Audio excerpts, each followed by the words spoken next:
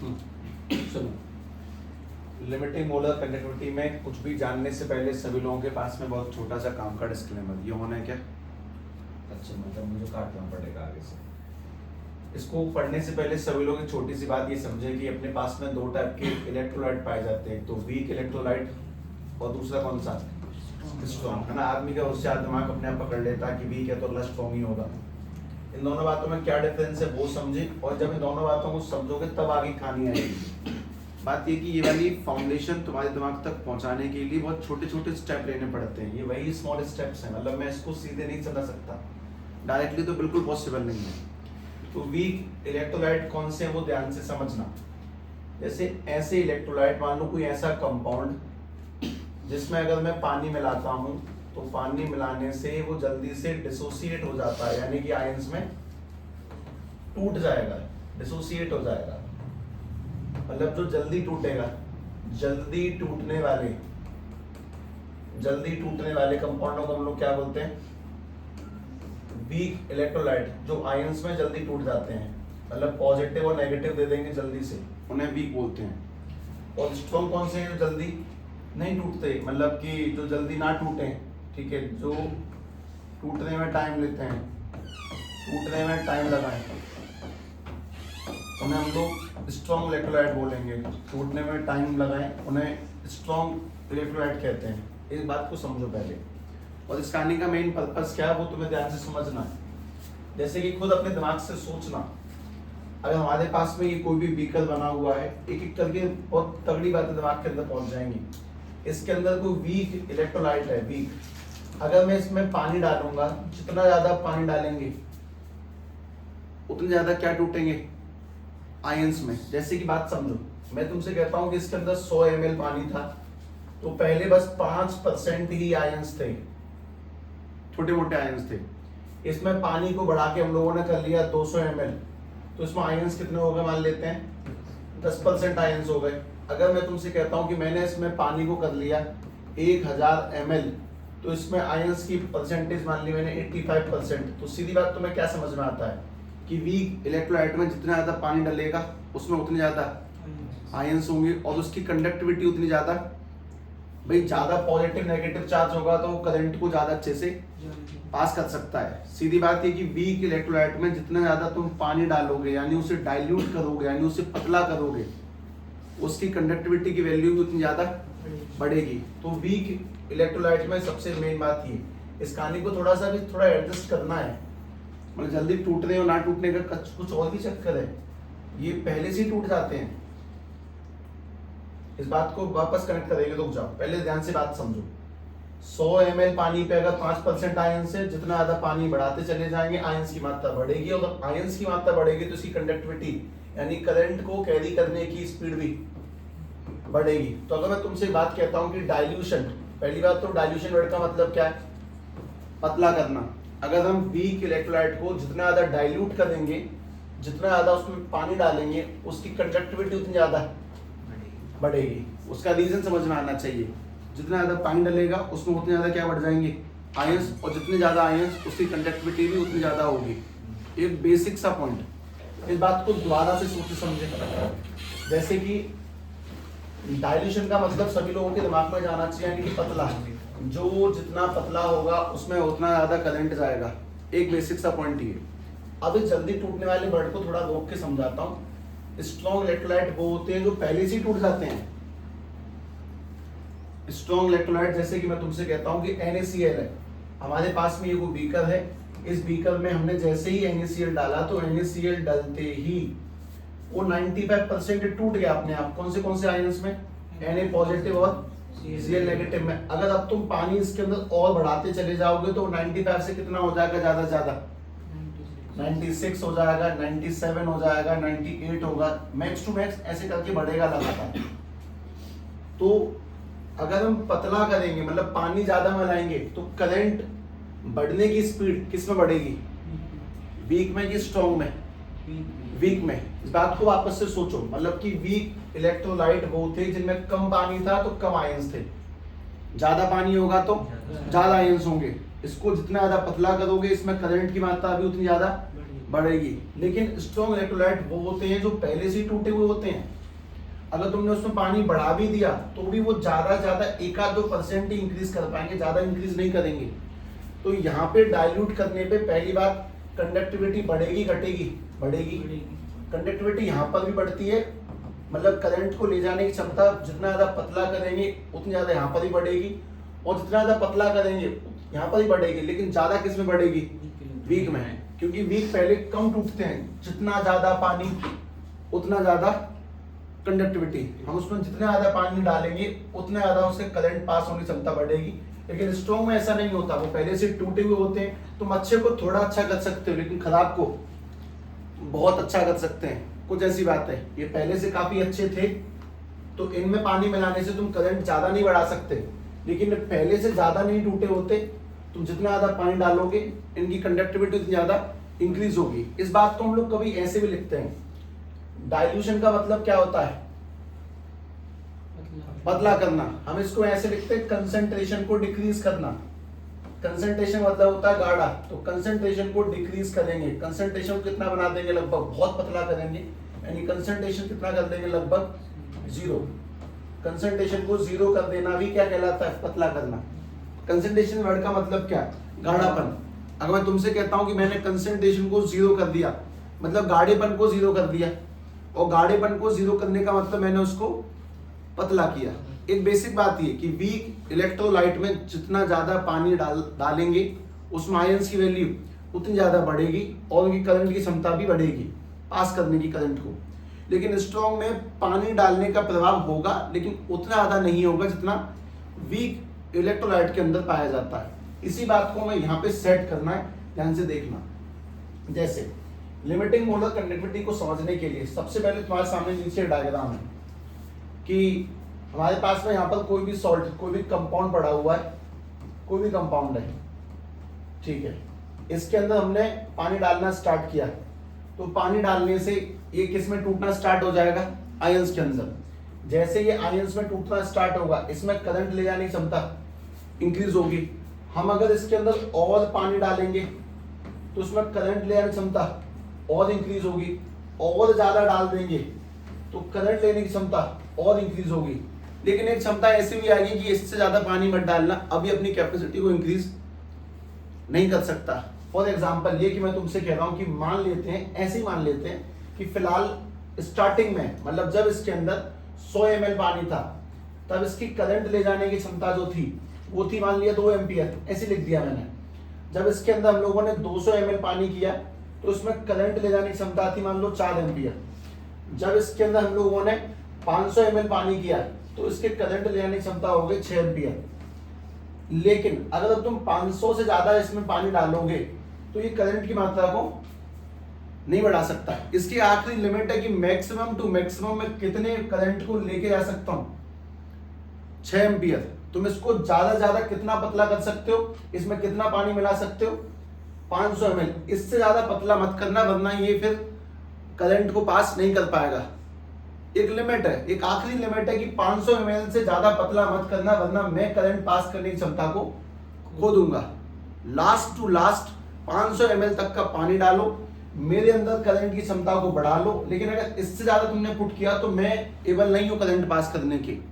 ऐसी कंडक्टिविटी को हम लोग बोलते हैं लिमिटिंग मोलर कंडक्टिविटी। एक मेन बात, हम जब पानी डालते हैं तो पानी डालने से करंट की कैपेसिटी लगातार इंक्रीज करेगी, लेकिन एक क्षमता है। ऐसा नहीं कि तुम लगातार पानी डालते चलेगा तो करंट 6 से 50, 100, 2000, 3 करोड़, ऐसे पॉसिबल नहीं है। एक लास्ट लिमिट है कि तुम पानी मिलाते जाओ, लेकिन इससे ज्यादा मत मिलाना। ये इसकी अपनी मैक्सिमम कैपेसिटी तक पहुंच चुका है, इससे ऊपर करंट नहीं देगा। तो उसी चीज को लिमिटिंग मोलर कंडक्टिविटी कहते हैं। एक बार लिखता हूं, ध्यान से समझना।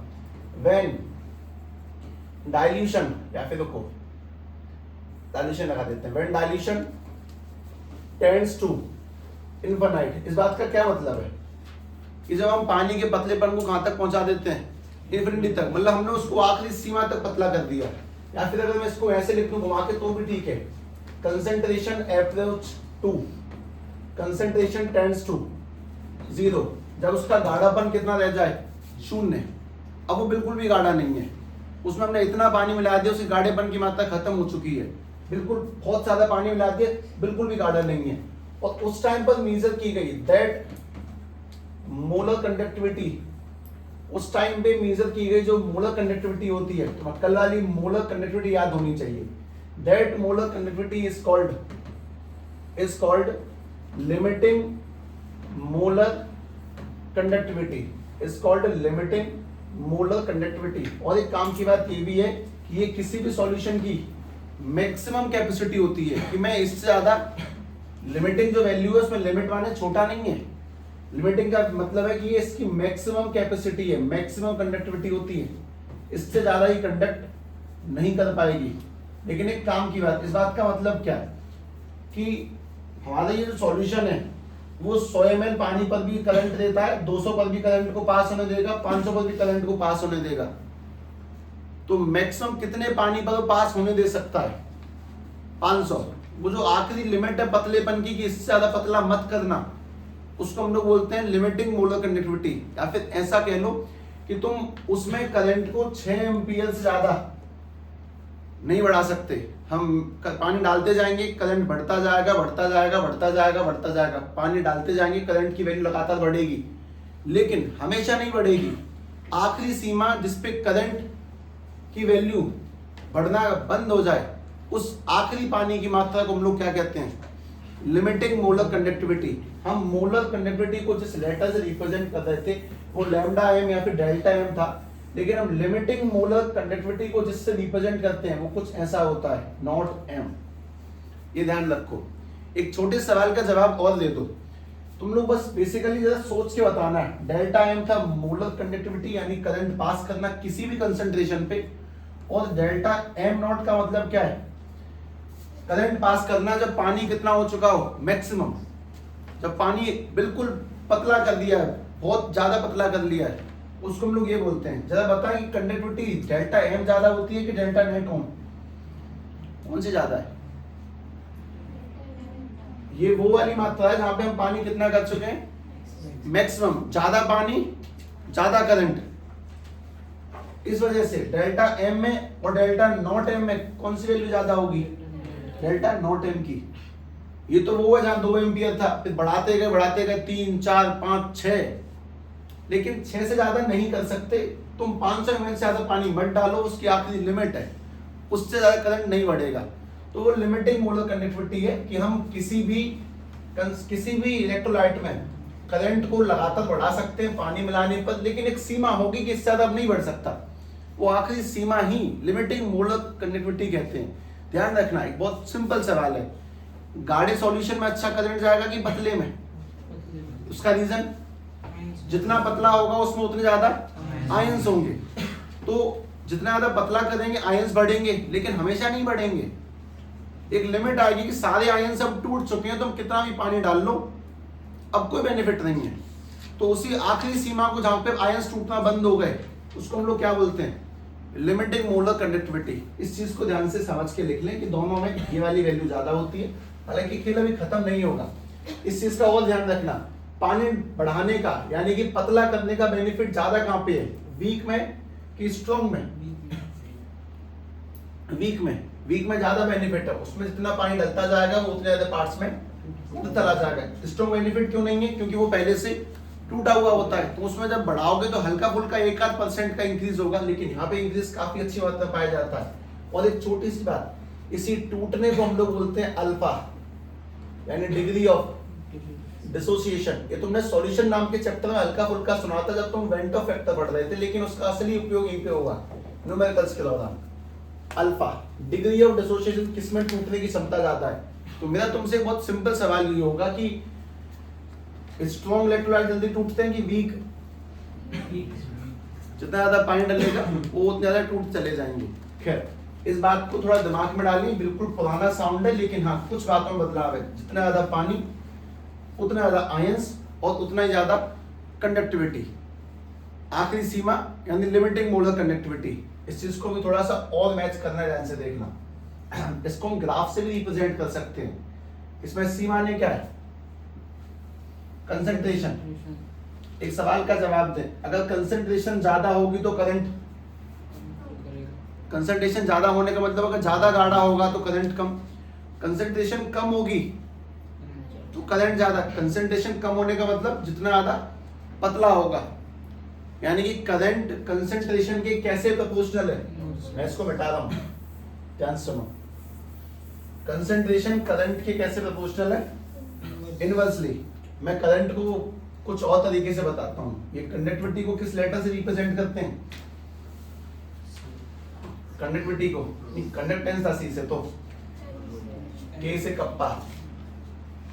Conductivity is inversely proportional to किसके, कंसंट्रेशन के। इस बात का मतलब अगर कंसंट्रेशन ज्यादा होगा यानी ज्यादा गाढ़ा होगा यानी पानी कम होगा तो करंट पास होने की क्षमता डिक्रीज करेगी, और अगर कम गाढ़ा होगा, पानी ज्यादा होगा, कम गाढ़ा होने का मतलब पानी ज्यादा है, तो ज्यादा पानी होगा तो कंडक्टिविटी की वैल्यू ज्यादा होगी। इस बात को उल्टा लिखते हैं, उल्टे का डायग्राम देखना है, इसका ग्राफ बनता है, सब लोग ग्राफ समझो, अक्सर ग्राफ पूछा जाता है क्योंकि इस वजह से बता रहा हूं मैं तुम्हें। हम इस ग्राफ पे यहाँ पे जिस चीज को लिखने वाले हैं दैट इज c की पावर 1/2। ग्राफ बनता है ऐसे, कुल मिला के कंडक्टिविटी है, कंडक्टिविटी नहीं कंसंट्रेशन है। अच्छा यहाँ पे सुने, यहाँ पे लिखा है डेल्टा है मैंने कंडक्टिविटी, तुम इस ग्राफ से एक सीख लोगे बहुत अच्छी खासी।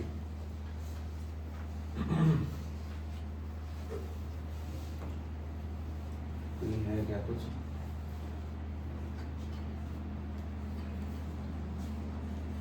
ठीक है चलो इसी को करते हैं, समझे। ये जो ग्राफ है वो दो लोगों के लिए बनेगा, एक तो बनेगा ये वीक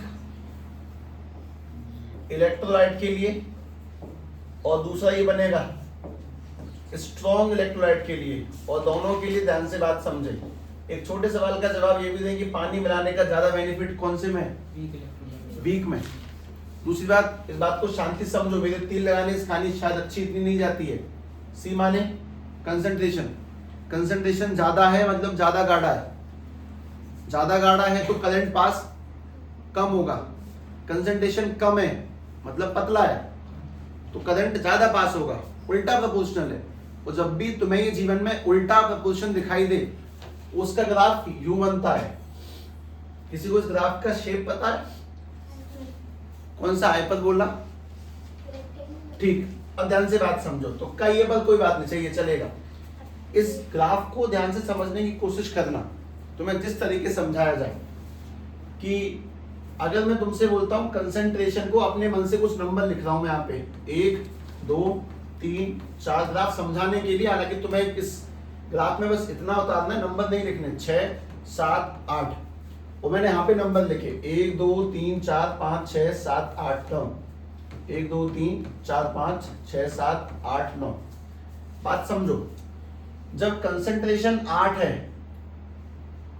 कंसंट्रेशन जब 8 है तो कंडक्टिविटी कितनी है, 1। ज्यादा गाढ़ा है तो कंडक्टिविटी 1 है। जब कंसंट्रेशन कम है तो कंडक्टिविटी कितनी है, 5। मतलब जब कम गाढ़ा है तो करंट 5 पे पहुंच रहा है ऐसा मान लो, और जब ज्यादा गाढ़ा है तो करंट कहां पे पहुंच रहा है, 1 पे।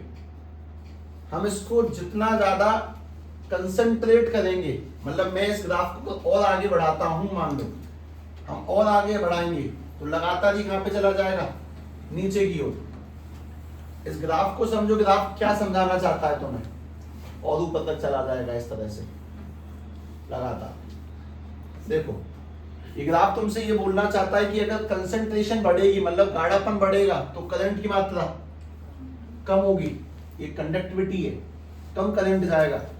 और अगर कम गाढ़ा होगा, अगर गाढ़ापन बिल्कुल 0 तक भी पहुंच गया, कंसंट्रेशन 0 हो गई, बिल्कुल पतला हो चुका है, बिल्कुल पतले होने को हम लोग लिमिटिंग कहते हैं, तो करंट कहां जाके मिलेगा, सबसे टॉप पे।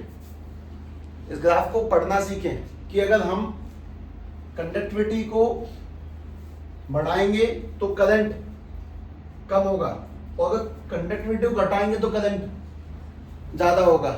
और ये जो ग्राफ बना है वो किसके लिए बना है, वो है वीक इलेक्ट्रोलाइट के लिए, क्योंकि वीक इलेक्ट्रोलाइट में ऐसे बदलाव होते हैं। तुम जितना ज्यादा उसको पतला करते जाओगे वो उतना ही ज्यादा ऊपर उठेगा, और तुम उसको जितना ज्यादा गाढ़ा करते जाओगे वो उतना ही ज्यादा नीचे आएगा। गाढ़ापन बढ़ता गया, करंट कम होता चला गया, गाढ़ापन कम हुआ तो करंट ज्यादा होगा। ये वीक इलेक्ट्रोलाइट का ग्राफ है। इसी में स्ट्रॉन्ग का भी देखो, स्ट्रॉन्ग का ऐसे बनता है, लाइन ऐसे कट के या फिर ऐसे कैसे बना लो, ये स्ट्रॉन्ग का पाया जाता है।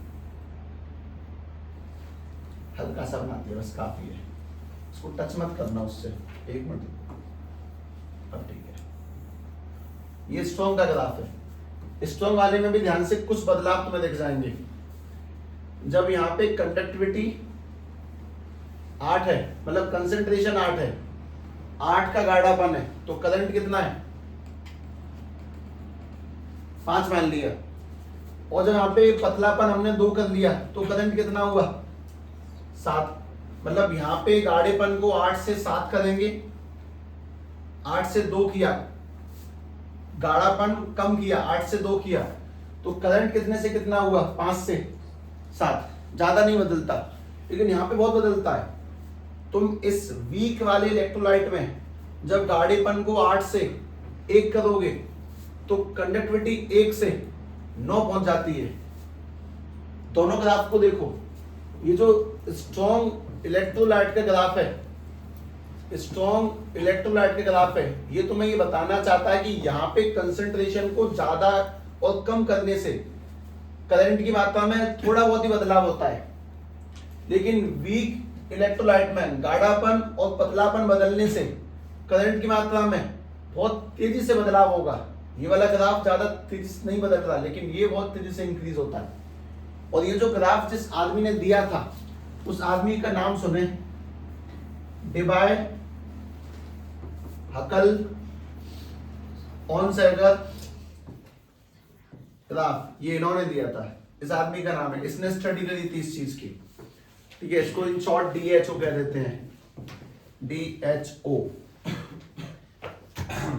ग्राफ की study is too important. Graph चीजों को अच्छा समझाते हैं, किताब की भाषा ऐसा बोलती है, और वो तुम्हें कम समझ में आते हैं।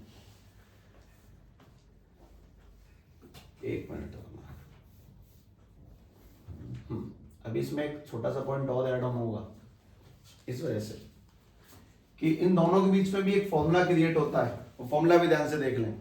पहली बात, सभी लोग अपने दिमाग में वो सबसे बढ़िया बात वो डालें कि वीक इलेक्ट्रोलाइट को अगर पतला करोगे तो उनकी करंट की कैरी करने की स्पीड एकदम से बढ़ेगी, इसीलिए इतना वेरिएट है। मतलब ये यहाँ पे है, वो वहां पे ज्यादा है।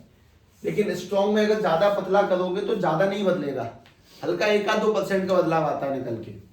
खैर, और इनका जो सबसे आखिरी स्टेटमेंट है इस पूरी कहानी का, वो डेल्टा और इसके नॉट के बीच में एक रिलेशन है, उसको हम y = mh+c chapter number 10 street lines उससे समझा सकते हैं, लेकिन ऑब्वियसली वो सबने नहीं पढ़ा होता मैथ में, इसलिए ध्यान से बस इनके बीच का फॉर्मूला वो तुम्हें लिखवाया जाता है, वो ये है, डेल्टा m = डेल्टा नॉट, इसको लैम्डा भी पढ़ते हैं ना, माइनस के AC की पावर 1/2। ठीक है, इसमें बहुत सारे काम के वर्ड तुम्हें पहले से आते होंगे, जैसे कि इसका मतलब क्या है मोलर कंडक्टिविटी, इसका मतलब क्या है लिमिटिंग मोलर कंडक्टिविटी। जब पानी कितना पहुंच गया, पानी कितना पहुंच गया मैक्सिमम पानी पर करंट पास होना, इसको लिमिटिंग मोलर कंडक्टिविटी। लिमिट का मतलब ये नहीं कम, लिमिटिंग का मतलब है ज्यादा करंट है, इस बात को ध्यान रखना। लिमिटिंग मतलब मैक्सिमम करंट पे चल रही है बात। इसमें C क्या चीज है कंसंट्रेशन, और A क्या चीज है कांस्टेंट। A रिएक्शन में आने जाने वाला कोई कांस्टेंट रहा होगा, ये न्यूमेरिकल्स में यूज होने वाला है फॉर्मूला तुम्हारे सामने बिल्ड किया गया है। पहली बात ये कि सभी को ने ग्राफ समझ में आना चाहिए, ग्राफ दिखना चाहिए, क्योंकि अब इस ग्राफ से ही सवाल बनते हैं। MCQs में आने वाली बहुत काम की छोटी मोटी चीजें देख लेना अभी के अभी, जैसे कि तुम्हारे सामने सवाल कुछ ऐसे क्रिएट हो सकता है कि कोई तुमसे ये पूछे कि भाई सुनो हमारे पास में लिखा है डेल m और ये लिखा है C1/2, यहाँ पे ये 2 कर्व बना दिए गए, तो सबका मेन काम ये कि जरा पहले तो ये बताओ कि ये जो है मतलब ये A कर्व है, ये B कर्व है, ये स्ट्रॉन्ग है कि वीक इलेक्ट्रोलाइट है, सवाल है ये। मतलब ग्राफ देख के सवाल है, तुमने जीवन में कभी देखा नहीं तो क्या बता दोगे? इससे कैसे पता पड़ जाएगा स्ट्रॉन्ग है कि वीक है? भैया कर्व बन रहा है इस तरह से, तो पक्की बात है वो कौन से है? ये दोनों वीक इलेक्ट्रोलाइट है। पहली काम की बात, दोनों वीक इलेक्ट्रोलाइट है, सबसे पहली काम की बात। दूसरी बात, इसमें किसकी करंट को ले जाने की क्षमता ज्यादा है, ए की कि बी की? कंडक्टिविटी ए की ज्यादा है कि बी की? ऊपर कौन बना है? बी। तो बी की जो कंडक्टिविटी है वो ज्यादा है एज कंपेयर टू ए के, इस बात को ध्यान रखें। अब इसी ग्राफ को दोबारा से देख लो अपने पास में, जैसे कि वापस ग्राफ अगर ये बन जाए कि भाई ये डायग्राम लिखा हुआ है और ये C1/2 है, और वो तुमसे कहता है कि भाई एक लाइन ये रही और एक लाइन ये रही, ये लाइन ऐसी ही बनेगी टेढ़ी, ऐसे नहीं कर सकते उल्टा, इनको ऐसे में घुमा देना। अब सवाल ये कि भाई ये वाला C कंपाउंड है, D कंपाउंड है, ये स्ट्रॉन्ग है कि वीक है? स्ट्रॉन्ग है। अगर सीधी लाइन जा रही है तो सीधी सीधी बात है कि स्ट्रॉन्ग इलेक्ट्रोलाइट है। अगर स्ट्रॉन्ग है तो बताओ इनमें ज्यादा करंट ले जाने की क्षमता किसकी है? डी की, सी की? डी की, ऊपर जो है उसी की है, ठीक है। डी की करंट ले जाने की क्षमता सी से ज्यादा है। अगर सीधी लाइन है तो स्ट्रॉन्ग, कर्व है तो वीक है, पहली बात ये। और जो ऊपर है उसकी करंट ले जाने की क्षमता ज्यादा होगी एज कंपेयर टू नीचे वाले के। Most important, limiting molar conductivity का मतलब क्या है? जब तुम पानी को बढ़ाते चले जाओगे तो करंट अपनी मैक्सिमम वैल्यू को अटेन कर लेगा, और उस मैक्सिमम वैल्यू को ही हम लोग लिमिटिंग मोलर कंडक्टिविटी कहते हैं। और मैक्सिमम वैल्यू पे पानी कितना होगा? इनफिनाइट। और गाढ़ापन कितना होगा? 0। बस इस चीज को भी लिख लें क्योंकि ये बहुत सही उतरती है दिमाग के अंदर। और कहीं ना कहीं यही वो डर थे जो कल तक थे कि नहीं कर सकते ना एक दिन में ऐसे कवर अप, समय लगता है इन चीजों में, और सबसे समय लगेगा तुम्हें इसको रिवाइज रखने में। पर एक चीज बहुत विशेष रूप से याद रखना, लिमिट का मतलब कम नहीं है, लिमिट का मतलब मैक्सिमम करंट है। जितना कोई सॉल्यूशन दे सकता है उसको हम लोग लिमिटिंग मोलर कंडक्टिविटी कह तो रहे हैं, पर मैक्सिमम करंट की बात चल रही है। हाँ, सीधी लाइन है तो वो स्ट्रॉन्ग इलेक्ट्रोलाइट है, और कर्व लाइन है तो वीक इलेक्ट्रोलाइट है। इस कहानी को तुम लोग समय के साथ समझोगे। और जिस आदमी ने ये स्टडी और ग्राफ दिया वो डिबाय हकल ऑनसेगर, ये ऊटपटांग नाम ध्यान में रहते हैं लगभग।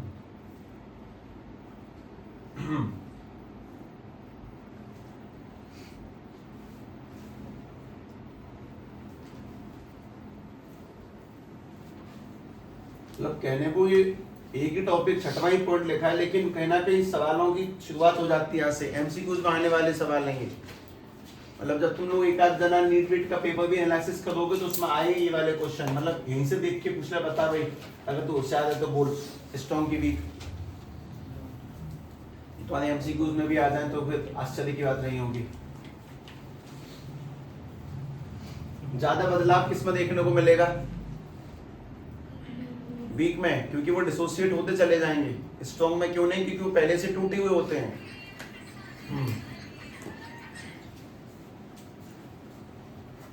ठीक है भाई, अब जरा 7वां पॉइंट लिखें ध्यान से, नहीं रिवीजन मांगती ही बातें वाकई में। हमारा जो 7वां पॉइंट है that is equivalent conductivity. Equivalent conductivity, और अगर मैं सही से समझा दूं, असलियत बता दूं, भैया ध्यान से लिख ले, निकट समझ ले, 19-20 बस याद होनी चाहिए, और कोई नीड नहीं है, लिटरली कोई नीड नहीं है। इक्विवेलेंट कंडक्टिविटी सवालों में जब आएंगी तो फॉर्मूला लगा दियो, आंसर आ जाएंगे, तो तुझे क्या करना। लेकिन इसको पढ़ने से पहले अपने पास में किसी समय पर एक वर्ड आया था जो हमने छोड़ दिया था, उसका नाम था नॉर्मेलिटी। ठीक है, पहले उसे देखें। नॉर्मेलिटी निकालने से पहले जरा मोलरिटी का फॉर्मूला भी देख लेना, इसको एन से रिप्रेजेंट करते हैं। मोलरिटी का फॉर्मूला क्या है? नंबर ऑफ मोल्स अपॉन में वॉल्यूम ऑफ सॉल्यूशन। तो इसका भी कुछ ऐसा ही है, number of gram equivalent, number of gram equivalent, number of gram equivalent upon में वॉल्यूम ऑफ सॉल्यूशन। इसका फॉर्मूला कुछ ऐसा है। अच्छा, अभी कैसे निकलता है वो समझो, एक एक करके, चीजें बहुत करेक्ट होती हैं।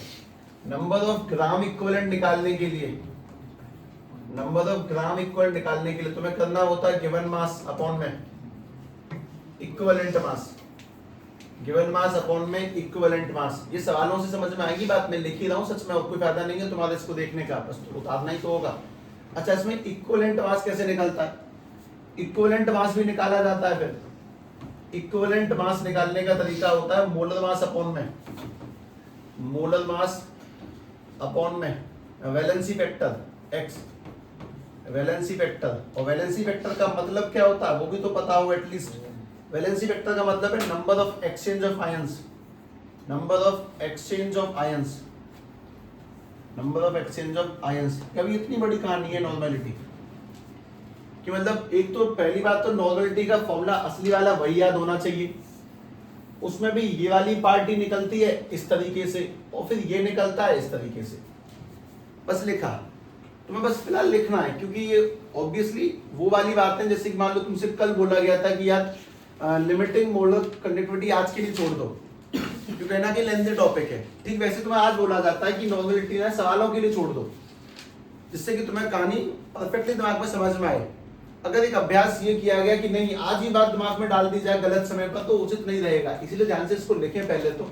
लेकिन मोस्ट इंपोर्टेंट वर्ड वही है, मोलरिटी का मतलब मोल्स अपॉन में वॉल्यूम ऑफ सॉल्यूशन और नॉर्मेलिटी का मतलब अपॉन में volume of solution.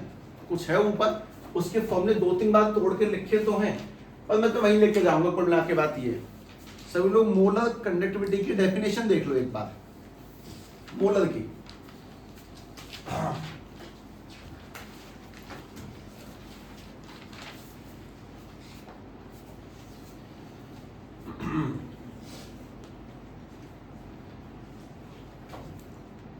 Degree of dissociation का मतलब क्या है कि कौन कितने परसेंटेज में टूटता है। जो स्ट्रॉन्ग इलेक्ट्रोलाइट होते हैं वो बहुत हाई परसेंट टूट जाते हैं 90-95%, और जो वीक वाले होते हैं वो 5%, 10%, 5% और उससे कम ही रहता, 10 भी नहीं होता, जो कम टूटते हैं। डिग्री ऑफ डिसोसिएशन यानी कौन कितनी परसेंटेज में टूटेगा। ये बात मैं बीच बीच में बोल रहा हूँ क्योंकि कहीं ना कहीं दिमाग में बातें कनेक्ट होती है, पर मेन थीम लाइन यही सामने चल रही है। और चैप्टर में सबसे बड़ी समस्या वही आती है जब कोई भी टॉपिक कनेक्ट नहीं है, हर बार एक नई डेफिनेशन नई बात है, तुम जब तक पुरानी बात समझ नहीं पाते तब तक अगली पे चले जाते हैं हम लोग। Normality number of gram equivalent upon में गिवन मास, ऐसा कुछ। सभी लोग मोलरिटी मोलर कंडक्टिविटी की डेफिनेशन देख लो एक बार, मोलर की देख लेना। और एकदम क्लियर कट स्टेटमेंट, ये तुम उतार रही हो, मतलब मैं साफ कह रहा हूं तुम्हें भी कुछ नहीं पता इस मामले में, तुमने अपनी कॉपी में लिखा है और बाकी बात तुमने इस बात पे छोड़ दी कि मैं तुम्हें इसके सवाल करवाऊंगा। खैर इस पे आ जाते हैं जरा सभी लोग वो देखो उसकी डेफिनेशन क्या है मोलर की। Conductance offered by all the ions that present in 1 mole of electrolyte, इसमें भी कुछ ऐसा ही है। Conductance offered by all the ions that contain उसमें क्या लिखा है that contain के बाद में 1 mole of, क्योंकि मोलरिटी में ऊपर मोल अपॉन में वॉल्यूम ऑफ सॉल्यूशन आता है, मोलरिटी में ऊपर मोल और नीचे वॉल्यूम ऑफ सॉल्यूशन, तो ऊपर मोल आता है इसलिए 1 मोल लिखा। यहाँ पे लिखेंगे that contain 1 gram equivalent of electrolyte, 1 gram equivalent of electrolyte. इसको हम लोग इलेक्ट्रोलाइट हम लोग इक्विवेलेंट कंडक्टिविटी कहते हैं। जो मोलर कंडक्टिविटी था उसमें ऊपर मोल नीचे वॉल्यूम, तो 1 मोल लगा दिया। नॉर्मल वाली में ऊपर ग्राम इक्विवेलेंट है तो 1 ग्राम इक्विवेलेंट अपॉन में वॉल्यूम ऑफ सॉल्यूशन है, वैसा कुछ। वापस से फॉर्मूला चेक करो उसका। मोलर कंडक्टिविटी किससे रिप्रेजेंट करी जाती है? डेल एम से, हाँ लैम्डा एम से। तो इसको किससे रिप्रेजेंट करेंगे? डेल एन से। उसका फॉर्मूला क्या लिखा वो भी चेक करें, k इंटू 1000 अपॉन एम। तो इसका क्या बनेगा? k इंटू 1000 अपॉन, उसमें m था, m फॉर मोलरिटी, तो इसमें क्या निकल के आएगा? n for normality. अच्छा, इसको तुम्हारी बुक n नहीं लिखेगी, ध्यान रखना, ये ऐसे लिखा होगा EQ। ये इक्विवेलेंट कंडक्टिविटी का फॉर्मूला है, वो k इंटू 1000 अपॉन m है और ये वाला k इंटू 1000 अपॉन में एन है, और ये वो चीज है जो तुम्हें इसलिए कराई जा रही है क्योंकि ये तुम्हारी बुक के अंदर आती है। लेकिन असली बात है कि टोटली न्यूमेरिकल है। केमिस्ट्री का कुछ ऐसा पोर्शन फिक्स है जो पूरा थ्योरेटिकल समझ में आता है, जैसे कि सेल था, बढ़िया कहानी थी, पर ये टोटली न्यूमेरिकल हिस्सा है। हम लोगों ने जीवन में आज से पहले कभी नॉर्मेलिटी का एक सवाल तक नहीं किया, और मैं तुमसे कह दूं कि ये ऐसे होता है, ये ऐसे होता है, इसको समझ लो, तुम समझ के हाँ तो कर लोगे, पर समझ में कुछ नहीं आएगा, उसका कोई बेनिफिट है नहीं। क्या अब एक काम की बात और सुनो, हाँ, इक्विवेलेंट कंडक्टिविटी में और मोलर कंडक्टिविटी में एक काम का रिलेशन पाया जाता है, सभी को वो रिलेशन देखना है, समझना। मैं इन चीजों को खोल के रख दूंगा इसके अंदर। देखें, डेल्टा एम अपॉन में ये इक्विवेलेंट, इन दोनों के बीच में एक टाइटल भी आता है, relation between molar conductivity and equivalent conductivity. मैं इस पूरे सिस्टम को मिटा दे रहा हूं। Relation between molar and equivalent, इनके बीच में एक रिलेशन है, उसका फॉर्मूला याद होना चाहिए। हालांकि फॉर्मूला इक्वल टू में एक्स बन के आएगा जो मैं नीचे लिखा था, पर कैसे आता है वो समझ लेते हैं। तो इसका फॉर्मूला बोलेंगे तो k इंटू में 1000 अपॉन में m, और इसका बोलेंगे तो k इंटू 1000 अपॉन में n। इसमें k इंटू 1000 से k इंटू 1000 कट गया, n ऊपर और m नीचे। वापस से नॉर्मलिटी कैसे निकलती है, number of gram equivalent upon में मोलरिटी कैसे निकलती है, वॉल्यूम सॉल्यूशन। नॉर्मलिटी ये कैसे निकलती है, नंबर ऑफ मोल्स अपॉन में वॉल्यूम ऑफ सॉल्यूशन। वॉल्यूम से वॉल्यूम भी काट दिया अपने पास। अब जो बचा वो ध्यान से समझें, ये डेल एम अपॉन में डेल इक्विवेलेंट इक्वल्स टू ये नंबर ऑफ ग्राम इक्विवेलेंट। अभी मैंने तुम्हें बोला कैसे निकालते हैं, वो भी चेक कर लो एक बार। गिवन मास अपॉन में ये लिखा है, गिवन मास अपॉन में इक्विवेलेंट मास। और जरा ये भी बता दें, नंबर ऑफ मोल्स कैसे निकलते हैं, गिवन मास अपॉन में मोलर मास। अच्छा, वापस से फिर कुछ कट गया, गिवन मास से गिवन मास कटा, ये दोबारा ऊपर पहुंच जाएगा, मोलर मास ऊपर और इक्विवेलेंट मास नीचे। अच्छा, फिर से मोलर मास ऊपर है, कोई बात नहीं है, लेकिन इक्विवेलेंट मास कैसे निकलता है वो भी देख लो। मोलर मास अपॉन में वैलेंसी फैक्टर यानी कि x, इससे ये भी कट जाएगा, वापस से x ऊपर पहुंच जाएगा। तो कुल मिला के एक छोटी सी बात ये है कि डेल m अपॉन में del e is represented by, इनके बीच का रिलेशन क्या होता है, इक्वल टू में x। उसमें x क्या चीज है, वैलेंसी फैक्टर। और अगर तुम्हें वैलेंसी फैक्टर नाम के वर्ड को समझना है, वो छोटे सवाल का जवाब देना है। जैसे अपने पास में MgO है, इसको तोड़ेंगे तो किसमें टूटेगा, Mg+2 और O, इसमें इसको वैलेंसी फैक्टर कहते हैं। लोगों ने अभी तक जो नेक्स्ट इक्वेशन में n डाला था, n number of exchange of electron, उसी को x कहते हैं, वही है वैलेंसी फैक्टर। अच्छा, मैंने ड्राइव तुम्हारे सामने किया तो है, पर तुम्हारा बस मेन काम ये है कि तुम इस रिलेशन को ऊपर से लिखो कि मोलर में और इक्विवेलेंट में एक छोटा सा रिलेशन ये है, क्योंकि सारी चीजें ना कनेक्ट होंगी न्यूमेरिकल्स के टाइम पे। हमने अगर फॉर्मूले देखे ही नहीं होंगे तो हमें बहुत ऑकवर्ड लगेगा। अगर आज ऑकवर्ड लगता है तो कोई बात नहीं है, लेकिन उस टाइम पे इतना ज्यादा ऑकवर्ड लगेगा कि यार ये तो कभी पढ़ाया नहीं, सामने यूज कैसे कर रहे हो। तुम फेमिलियर हो जाओगे उन चीजों को, उसकी चिंता मत करो, क्योंकि फिजिकल केमिस्ट्री का सबसे हार्डेस्ट पोर्शन यही है जो हम लोग अभी कर रहे हैं कवर, सच में। खैर, डेल एम अपॉन में del E Q equals to में एक्स, इस चीज को और सेटअप करें।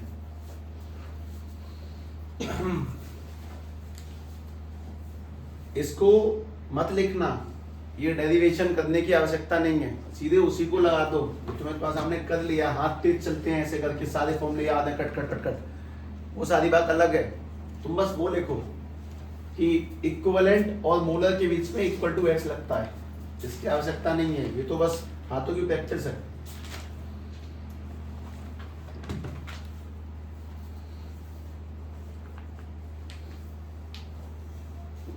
बहुत बार ना अक्सर डर लगता है इन टॉपिकों को सामने वाले बालक को दिखाने में, कि बालक देखता ही रह जाएगा, उससे कुछ समझ में थोड़ी आएगा इन चीजों से। हल्की फुल्की बातें समझ में कहाँ तक आ जाती है, लिमिटिंग मोलर कंडक्टिविटी तक वो सब कैच कर लेता, फिर भी कि हमें समझ पाया जी क्या था। इसके बाद ये वाली कहानी पूरा उतार ही रहा है, उसे नहीं पता कि क्या चल रहा है, लेकिन वो न्यूमेरिकली बहुत अच्छी एडजस्ट होती है, उसकी तुम चिंता मत करो, है ना। हम लोग उस समस्या को समझ सकते हैं तुम्हारी, पर ठीक है देख लेंगे, उसका इलाज है अच्छा खासा। ठीक, अब दूसरी बात सुने सभी। अगला क्या लिखा है जरा मैप में, मैप में देख लो,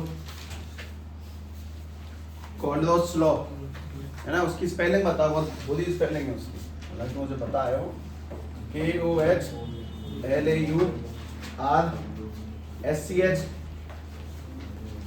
कोल्डोस लॉ।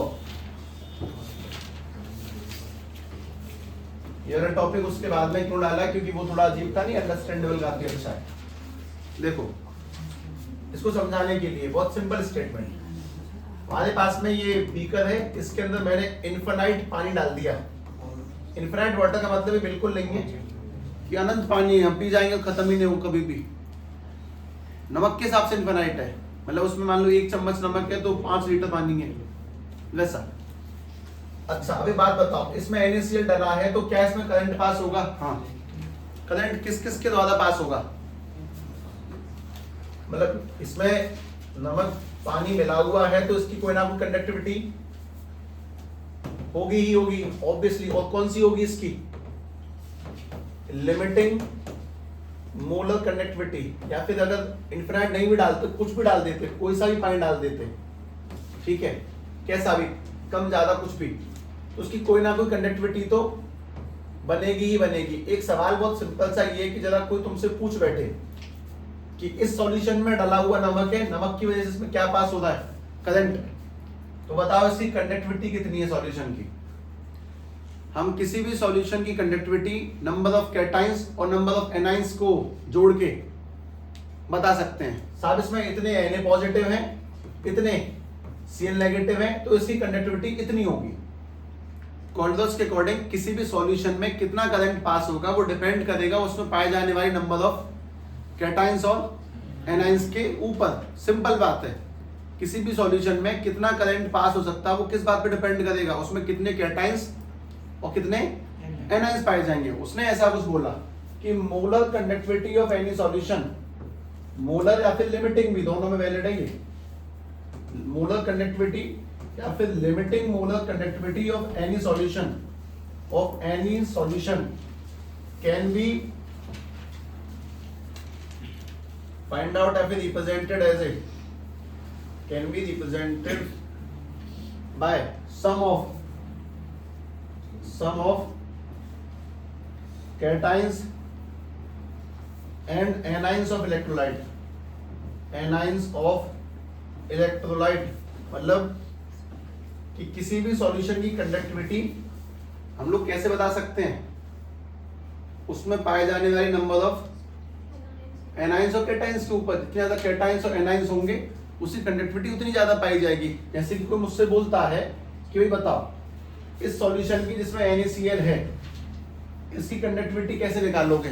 तो मैं उसको साफ साफ बोल सकता हूँ, ऐसे निकालेंगे भैया, Na पॉजिटिव कितने हैं वो, और प्लस में NaCl नेगेटिव कितने हैं वो, बताओ। हम किसी भी सॉल्यूशन की नेट करंट को पास करने की क्षमता उसमें पाए जाने वाले कैटाइंस और एनाइंस को जोड़ के बता सकते हैं, दैट्स इट। उसने और कोई बड़ी बात नहीं बोली है। Limiting molar conductivity sum of cations and anions of electrolyte के व्याप पे बता सकते हैं। सम ऑफ कंडक्टिविटी ऑफ, ये भी लिख लेना, sum of conductivity of cations and anions. इसका एक बहुत बेहतरीन एग्जांपल और है हमारे सामने, जैसे कि अगर हमारे पास ये कोई सॉल्यूशन पड़ा हो, इस सॉल्यूशन का नाम मैं तो असाइनमेंट डाल दिया, दैट इज Al2SO4 का होल थ्राइस। तो अगर मैं तुमसे पूछता हूं कि बताओ कि Al2SO4 का होल थ्राइस, इसकी कंडक्टिविटी यानी इसमें कितना करंट पास हो सकता है, वो कैसे निकालोगे? Al पे कैसे चार्ज आता है? पॉजिटिव 3, और SO4 पे क्या आता है? नहीं, थोड़ी बुद्धि लगानी पड़ती है, बस हल्की सी लगानी पड़ती है। जैसे कि देखो इस पे 2 क्यों आया होगा? पक्का यहाँ पे 2 होगा। इस पे 3 क्यों आया होगा? यहाँ पे पक्का 3 होगा। जब इन्होंने क्रॉस मल्टीप्लाई किया तो क्या बना होगा? Al2SO4 का। तो पक्की बात है इसके ऊपर क्या चार्ज होता होगा? +3, और इस पे क्या होता होगा SO4 पे? -2। कुल मिला के मेरा सवाल तुमसे ये है कि Al2SO4 की कंडक्टिविटी कैसे लिखोगे? लिख दो, किस किस के सब में? Al +3 और SO4 -2, थोड़ा सा चेंज हो रहा है। इसमें कितने एल्यूमिनियम है तो आगे 2 लग जाएगा, 2 का मल्टीप्लाई करो, इसमें कितने सल्फेट है, इसमें आगे 3 लग जाएगा। Okay, all done.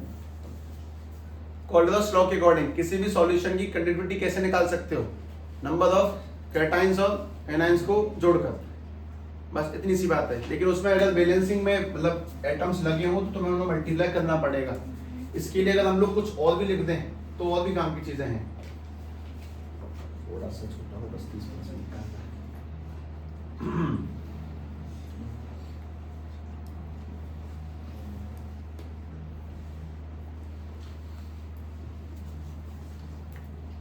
इस पूरी वारदात में एक ही कहानी सबसे खतरनाक जाती है, इक्विवेलेंट कंडक्टिविटी। वो टोटली लर्निंग जैसा है जब तक सवाल नहीं उतरते उसके अंदर से। सच में मतलब तुम्हारे दिमाग के लिए सबसे बड़ा डर ही वही निकला कि सब पिछला सब अंडरस्टैंडेबल लग रहा था, ये लगभग अंडरस्टैंडेबल लग रहा है कि बस सम करना होता कैटन आयंस का, बस इसमें थोड़ा सा डाउट है तो कोई बात नहीं। अब एक 9वां पॉइंट और देखें। 9वां पॉइंट बस एक छोटा सा फॉर्मूला होगा। डिग्री ऑफ डिसोसिएशन का मतलब क्या होता है कि कितने परसेंट आयंस टूटे, कितने नहीं टूटे, किसमें ज्यादा टूटेंगे। स्ट्रॉन्ग में पहले से टूटे हुए होते हैं तो 95% के समथिंग, जबकि वीक में 5% है उससे कम ही टूटते हैं।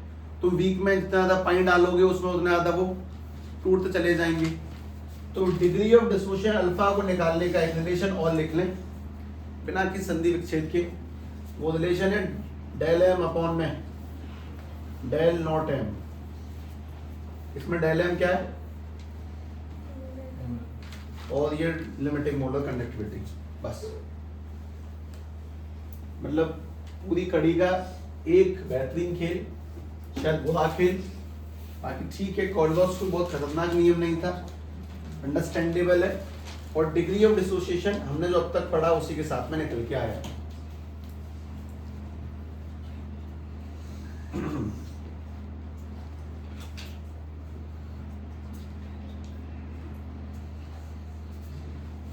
ये तुम्हारे चैप्टर के मैप का कौन सा पेज चल रहा है, अंतिम, और उसमें इंपोर्टेंट टर्म्स लिखे हुए थे। मतलब सारे इंपोर्टेंट टर्म्स कनेक्ट नहीं है, सब अलग अलग है। मतलब रेजिस्टेंस अलग पढ़ाना, कंडक्टेंस, कंडक्टिविटी, कोई फ्लो नहीं है। तो टूटी हुई चीजों को तुम्हारे सामने रखना भी एक चैलेंज होता है कि यार मैं कैसे जोड़ूं उनको। और ठीक है, हम चैप्टर के मैप से बढ़िया कनेक्टेड है। पहला क्या पढ़ा था, इलेक्ट्रोकेमिकल सेल। उसके बाद में दूसरा क्या पढ़ा सभी लोगों ने, इलेक्ट्रोड पोटेंशियल। उसके बाद में नस्ट इक्वेशन में 3 बातें थी, न्यूमेरिकल्स कैसे होंगे, इक्विलिब्रियम कांस्टेंट, और उसके बाद में उसकी डेरिवेशन कि उस फ्री एनर्जी के द्वारा। फिर तुम लोगों ने देखा इलेक्ट्रोलाइटिक सेल, जिसमें सारी कहानी केमिकल सेल से उल्टी थी। उसमें 3 मेन केस पढ़े थे, एक तो मोल्टन, एक्वस में कंसंट्रेट और डाइल्यूट। तो तीनों केस में एनोड पे और कैथोड पे कौन से प्रोडक्ट बनेंगे। फिर तुम लोगों ने जो कल से कहानी स्टार्ट की है वो फैराडेज लॉ ऑफ इलेक्ट्रोलाइसिस, और ये कुछ 7 से 8-9 इंपोर्टेंट टर्म्स, जिसमें एक सबसे खतरनाक टर्म कौन सा निकल के जाता है, इक्विवेलेंट कंडक्टिविटी। और उससे पहले की सारी चीजें लगभग ठीक है, तो कोई बात नहीं। अब तुम लोग जिस जगह पे जाओगे वो ध्यान से देखो। ये मेटलिक कंडक्टर, ठीक है, हाँ, टाइप्स ऑफ बैटरीज और सेल, ध्यान से इसका मैप लिखें एटलीस्ट, क्योंकि ये भी कवर नहीं हो सकता, ठीक उसी कारण से जैसे लिमिटिंग नहीं हो सकता था आज, लेकिन लिख लें। अपने पास में बेसिकली 2 टाइप की बैटरीज होती हैं, ठीक है, इसमें तो मजे आएंगे, ये ठीक ठाक है, ऐसी विज्ञान होनी चाहिए। एक दिन हम लोग कहते हैं प्राइमरी सेल्स है, और तुम लोगों से याद हो दूसरे सेकेंडरी सेल्स, प्राइमरी और सेकेंडरी सेल। उसके बाद में प्राइमरी सेल होते कौन से हैं, पहले वो बताता हूं। वो सेल जो एक बार चार्ज मतलब डिस्चार्ज होने के बाद में दोबारा चार्ज नहीं हो सकते, ठीक है, can not be charge again easily after discharging, charge again after discharging, ठीक है, आफ्टर डिस्चार्जिंग। ये डिस्चार्ज करने के बाद में दोबारा चार्ज नहीं हो सकते, इनको हम लोग बोलते हैं प्राइमरी सेल। उसके बाद में दूसरे, इसमें एक एंड में लिखोगे स्पेशल है ना, मैं बाद में लगाऊंगा वो, बाद में एकदम क्लोज करते टाइम पे। ये वाले कौन से होते होंगे, charge again, they can be charge and discharge. These batteries can be charged and discharged regularly after use. After use, ठीक है. यूज करने के बाद में इनको चार्ज डिस्चार्ज बाद में कर सकते हैं, मतलब ठीक है. अब और बात सुनो, इसके ऐसे कौन से एग्जाम्पल हैं वो भी समझ लें. इसमें कौन से एग्जाम्पल हैं. इसमें सबसे पहला एग्जाम्पल तो आता है ड्राई सेल, और उसके बाद में एक और आता है, उसका नाम है मरकरी सेल. ड्राई सेल और मरकरी सेल.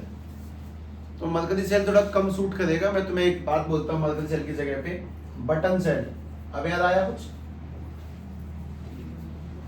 बटन वाला सेल कहाँ डलते हैं? वो कैलकुलेटर में डलते हैं, घड़ियों में डलते हैं, ठीक है. बच्चों के वो जूते आते हैं, वो उनमें वो छोटा सा फोन आता है बेबी डॉल वाला, बाबी डॉल शायद, ठीक है, उसमें डलते हैं गोल गोल सेल, ठीक है. अच्छा नहीं, छोटे वाले वो ज्यादा नहीं हो सकते, ठीक है. ऐसे करके वो ड्राई सेल, जैसे कि मान लो एक एग्जांपल के तौर पे एक रिफैक्टर निप्पो, ये रहे, उसमें अलग अलग कैटेगरी आती है, A double A triple A. ये मतलब जो सबसे पतले पतले सेल डलते हैं. फिर एक बीच के साइज आता है, एक वो जो गीजर में लगते हैं मोटे वाले, अलग अलग साइज के, वो दोबारा चार्ज नहीं हो सकते. ये भी दोबारा चार्ज नहीं हो सकते. बालकों को पता कैसे पागल बनाते हैं? धूप में, तो धूप में चार्ज नहीं होते, गर्म होते हैं, वो अलग है. अच्छा, उसके बाद में इसके अंदर ध्यान से बात सुने. इसके अंदर एक तो होता है lead storage cell. Lead storage cell. Lead storage cell पता है कौन सी? ये बैटरी, ये लीड स्टोरेज है. इन्वर्टर की बैटरी, इन्वर्टर की बैटरी. ये 2-3 एग्जांपल लिख दिए मैंने. Battery like inverter. और कहाँ लगती है? हमारी गाड़ियों में स्टार्ट करने के लिए हर गाड़ी बैटरी पाई जाती है, अगर तुम लोगों को नॉलेज हो. ट्रैक्टरों में साइड में लगी होती है बैटरी, सब में पाई जाती है. बहुत सी इमरजेंसी केसेस में, मान लो जैसे जनरेटर काम करता है ट्रैक्टर, अगर की लाइट वाइट नहीं आ रही हो तो उसमें चिमटी लगाओ, मतलब प्लग आते हैं, ऑन करके छोड़ दो, बढ़िया बिजली चलती है उससे. इतना इंजीनियर तो गांव वाला आदमी अपने आप ही होता है पहले से. तो लीड स्टोरेज सेल, इसके अंदर डाला होता है सल्फ्यूरिक एसिड 38%. खैर कोई नहीं, मतलब पहली बात प्राइमरी सेल कौन से हैं जिनको वापस से चार्ज नहीं कर सकते, और सेकेंडरी सेल कौन से जिनको दोबारा चार्ज किया जा सकता है. अभी इसमें 2-3 कैटेगरी और है जो मैंने बाद में लिखी नहीं, जैसे कि फ्यूल सेल्स, कैडियम सेल, कुछ ऐसे भी हैं, ठीक है, कोई बात नहीं. तो अब जरा ध्यान से इनके डायग्राम देखना, ठीक. डायग्राम यहाँ नहीं देखो, मैंने वो पहले ही खोल लिया था. तो जाओ बस. ये देखिए, ये तुम्हारी पसंदीदा किताब एनसीईआरटी से है. ये तुम सेल पहचान पा रहे? तुमने तोड़ा हो अगर कभी, निप्पो है ना, इसकी खोल खाल करी हो तब. इसमें कहीं पे एक वर्ड लिखा है, इधर कहीं लिखा है मेरे हिसाब से, ऊपर से लिखा होगा यार, ड्राई सेल. हाँ, ये रहा. Dry cell is also known as Leclanche cell. इसका नाम लेक्लांचे सेल भी है. और इसमें सबसे मेन बात ये कि मैं रिएक्शन याद करनी होगा तो बाद में बताऊंगा, लेकिन पहला तो ये वाला cell primary cell, primary battery, और इनको हम लोग दोबारा से चार्ज नहीं कर सकते, ठीक है. अच्छा, अगला देखना. ये देखा, ये बटन सेल है. इसका एक नाम वो जो हमने लिखा था वो वाला, दिस इज मरकरी सेल. और यहाँ बटन सेल जब लिखा है कि नहीं वो अलग बात है, लेकिन इसमें मरकरी वगैरह कुछ एनोड कैथोड सब कुछ में लगा हुआ पहले से. उसके बाद बात आती है सेकेंडरी बैटरीज में. ये कौन सी है? यही है बैटरी, ठीक है. इसमें जो पॉजिटिव टर्मिनल है वो ये वाला ग्रे ग्रे, और ये ब्लू वाला नेगेटिव टर्मिनल, दोनों ही लीड है. इसमें लीड का ही ऑक्सीडेशन होता है, लीड का ही रिडक्शन होता है. इसमें कितने % सल्फ्यूरिक एसिड पड़ा होता है? जब कभी इन्वर्टर का पानी निकले, इसमें निशान अब भी बने हुए हैं, वो खतरनाक होता है, ठीक है. अच्छा, ठीक है. ये अपने सेकेंडरी बैटरी सेल है, और इसको हम लोग कॉमनली वापस से चार्ज कर सकते हैं. तो मैं इन 4-5 सेल्स में क्या पढ़ना है, इनकी रिएक्शन याद होनी चाहिए. जैसे ये इसकी रिएक्शन ये है, इसकी रिएक्शन ये वाली यहाँ पे जोड़ करके लिख दी गई है. और एक काम की चीज इसके अंदर ये भी है कि ये चार्ज और डिस्चार्ज दोनों हो सकते हैं. तो ये जो रिएक्शन है डिस्चार्ज की रिएक्शन लिखी है, खैर छोड़ो फिलहाल अभी नहीं, ये ध्यान से देखें। मैंने जैसे बोला cadmium cell, nickel cadmium cell, ये वो वाले सेल है जो लॉन्ग टर्म पे चलाने को यूज किए जाते हैं, लंबे समय पर चलाने के लिए, मतलब जल्दी खराब ना हो। फॉर एग्जाम्पल अगर तुम्हें बताया जाए कि घड़ियों में डलने वाले सेल, चार्जिंग डिस्चार्जिंग की बात नहीं कर रहा हूँ, इसकी बात भी नहीं कर रहा हूँ, वो लॉन्ग टर्म के लिए चलते हैं। एक अगर डलवा दी चली गई 20-25 साल ऐसे करके। मोबाइल की बैटरी अरे नहीं, वो जो डिफरेंस है दोनों के बीच में, खैर। और उसके बाद में जो मैंने तुमसे कहा कि एंड में मैंने लिखा नहीं है इसके अंदर, दैट इज कौन सा, फ्यूल सेल। फ्यूल सेल वो है जो कहीं ना कहीं यूज किए जाते हैं उनके अंदर, रॉकेट मिसाइल्स वगैरह ऐसा मान लो कुछ उनके अंदर। इसमें कहीं लिखा हो तो देख लेना। हाँ बता दिया, thermal power plant, high energy के लिए थर्मल पावर प्लांट में, थर्मल पावर प्लांट यानी हमारी जो सबसे ज्यादा बिजली जो बनती है वो 2-3 जगहों से बनती है। किससे, ओशियन से और उन सभी जगहों से। खैर हमें ये 4-5 चीजें पढ़नी है। एक तो फ्यूल सेल, इसकी रिएक्शन ये कैसे काम करेगा, उसके बाद में ये वाला निकल कैडमियम सेल, उसके बाद में ये लीड स्टोरेज बैटरी सेल, उसके बाद मरकरी सेल, और उसके बाद में कौन सा, ये अपना dry cell, also called Leclanche cell. लेकिन बात ये है कि इन सभी सेल्स में तुम्हें क्या पढ़ना, उसको मैं तुम्हें लिखा देता हूं बस। तुम्हें इन सभी सेल के अंदर, इन सभी सेल के अंदर इनकी पढ़नी है रिएक्शन, कि सेल रिएक्शंस कैसे करते हैं, थोड़ी बहुत थ्योरेटिकल वैल्यूज के साथ में। ये 1 2 3 एक मैंने लिखा नहीं वो लिख देता हूँ ना, निकल कैडमियम सेल, और अब सस्पेंस खुल ही चुका है तो उसको भी एंड में लिख देता हूँ, निकल कैडमियम सेल। और सबसे एंड में हमें जो पढ़ना है वो कौन सा, फ्यूल सेल, जो थर्मल पावर प्लांट वगैरह में इस्तेमाल होते हैं, फ्यूल सेल्स। ये वाले और पढ़ने हैं बस। 1 2 3 4 5, इन 5 सेलों के डायग्राम कभी तुमसे नहीं पूछे जाएंगे कि बना के दिखाओ बटन सेल। बात है कि बटन सेल की रिएक्शन, उसमें कौन सा एनोड है कौन सा कैथोड है, दैट्स इट। रिएक्शन होती है बेसिकली, वो तुम्हें याद करनी पड़ेगी, रटनी पड़ेगी लिख के। साफ सीधा स्टेटमेंट ये है। ये वाली कार्रवाई तुम कल करोगे, और कल अगर फिनिश हो जाए तो ठीक है, वरना चैप्टर आज खत्म ही होगा।